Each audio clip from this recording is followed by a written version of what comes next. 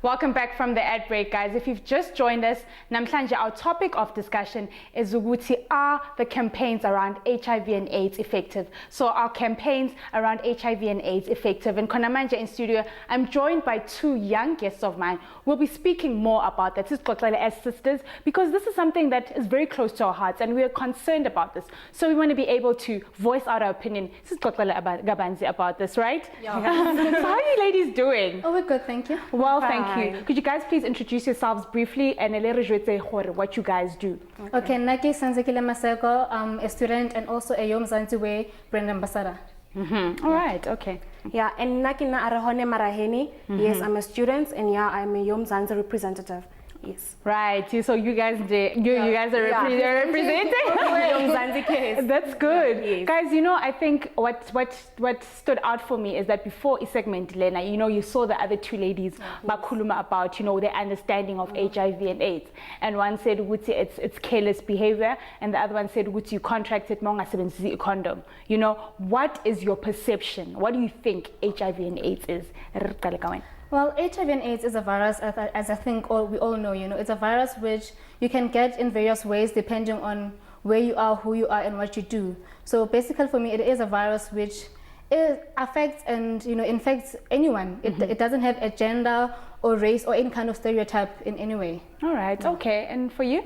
Yes, HIV and AIDS cannot, it doesn't mean it affects like poor people, rich people, people from the rurals, or people from urban areas. It can really affect anyone. It doesn't, you don't classify who it affects. So it's really dangerous disease. Guys, how often do we hear about these messages and these campaigns? Because obviously now around this time, you know, World AIDS Day, then people want to make a fuss about it. So how often how often do you hear about the campaign around HIV and AIDS? Honestly, throughout the whole year. Okay. Every time, I think from television, radio, print media, the information is around us. And tell me something, is the information repetitive? So is it the same thing over and over again, or is it a campaign where you stood up and you were like, wow, actually that's different and that spoke to me, you know? Most of the time it is very repetitive, but then there are those campaigns that can stand out, you know, they depending on who does the campaigns and whatnot.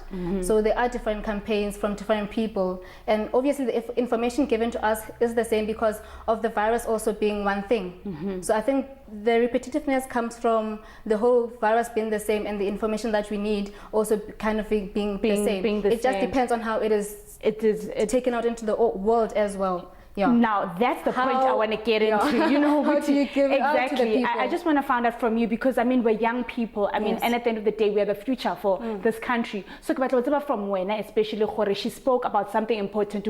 It's delivered in the same way, but how it gets to people is different. For when, as a young person, you know, do you feel people do get that information? Young people, especially, do they get the information effectively wherever they are? Well, now at the moment, I really don't think not everyone is getting it effectively. So people think it's some small thing. So they just listen to it on radios, hear it everywhere, and they just listen and do nothing about it. So it's really not effective. So I think there need to be more campaigns, I think.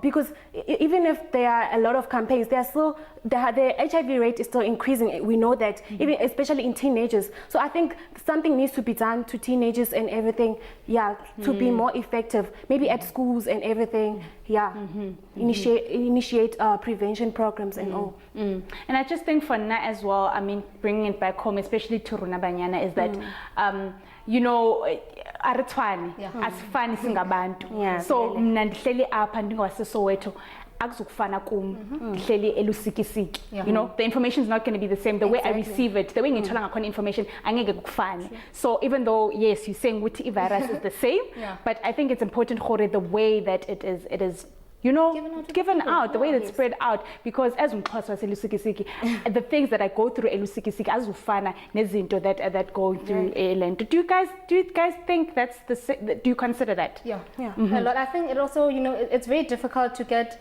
information to different parts of the world as well. So I don't know how it can be done or by whom as well, but then information needs to be given out everywhere the same way. It's not, you know, more knowing it better than the others. So it's one of... Mara, let me come back to you. Do you think with Mhlambi, ama campaign lawa, do they do that? Do they ukuthi mama makhuluma nomuntu wase KZN lapha you know mhlabi yajika wherever bayibeka the way for umuntu ohlala khona? Do you think so? I think that they do, but people don't understand it. Like they don't really get the whole explanation about it. So then I think more people need to be educated about it in order to get the information from the campaigns. But I really think they do. Like Love Life, they really they started prevention initiatives.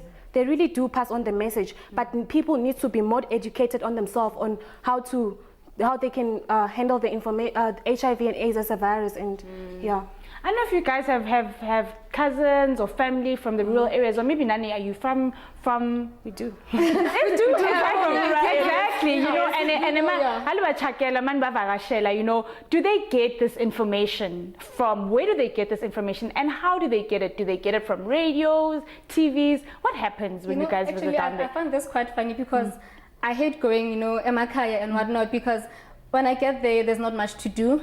There's not much information around the place and whatnot. Like the places there are kind of deserted compared to here in the city, where information gets to you quicker. Information surrounds you. You know, everything is just there. There it's very difficult to get the information. It's very difficult also. I mean, even hospitals there are a distance away. So as much as we can say, even the information is there at the hospitals, it is not around. It's very far to get there. And people there live in very different circumstances and situations where money is not there. You know, the poverty rate is much higher than around, I guess. And okay, let me just think about Guti Mhlambi.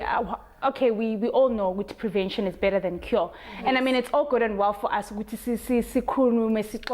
know, you know, it gets there, doesn't get there, the campaigns, but to what extent are we taking responsibility for it as ourselves? So as young girls, what are you doing to prevent yourself from getting something of an AIDS? Well, it's simple. Abstain. The easiest thing to do, you don't have to do anything. Exactly. So abstinence. I can encourage that. For how long do you think?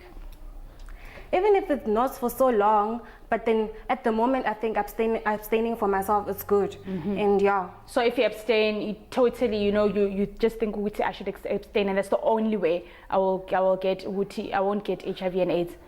Okay, and then Soina? As much as we can say we're abstaining and whatnot, yes, you know, some things are much more of a lifestyle choice as well. Yes, I can choose to abstain, but then we must also remember that HIV, you can not only get it through sexual activities.